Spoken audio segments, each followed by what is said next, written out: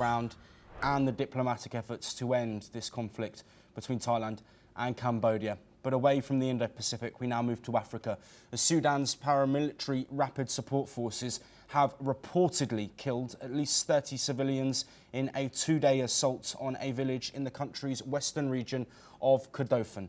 As the war between the paramilitary troops and the regular army roar into its third year, Kordofan has emerged as a key battlefront. Paramilitaries seek to consolidate their control in the west after losing the capital Khartoum.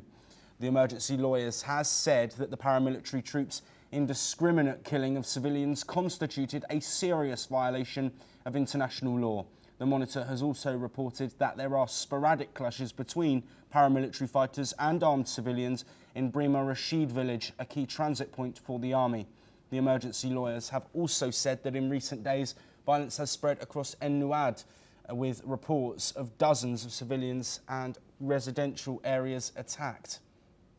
Well, joining us back on the programme, Dr. Satoru Nagao, foreign affairs expert, joining us from Tokyo, Japan. Dr. Nagao, thank you for rejoining. The situation in Sudan, of course, is a difficult one, a civil war which has led to civilian casualties, thousands potentially, and millions of people displaced.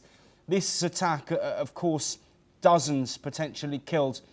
What needs to be done from the wider international community to try and resolve this issue with continued deaths reported on a near daily basis? Why international community hasn't intervened so much is because of the motivation.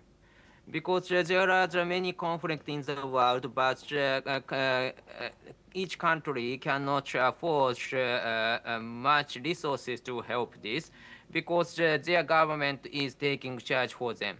But at the same time, in case of Sudan, the Sudan's conflict, internal conflict, is indeed, it is not easy to control. Because originally, this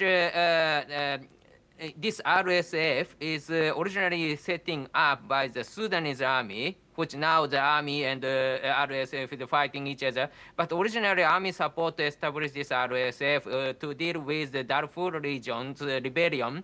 And but of course, bad reputation was spread because this RSF originally is Janjaweed militia attacks civilian many places in Darfur. Now, after that, they are the part of the government and they form the RSF. And now, since this April 2025, they declared independence the western side of Sudan. But from the origin of this organization, they are the militia. But at the same time, the Sudan army has many problems inside too, because so that's why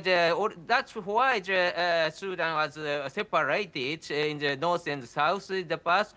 So now they face the east and west, and so this is a conflict continue and separate each region, and it is not easy to control. Under such kind of situation, the view from the international community, such kind of the complicated issues, they do not want to intervene.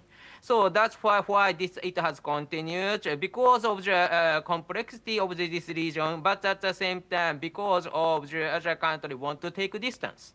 Yes, Dr. Nagao, as always, thank you for joining us.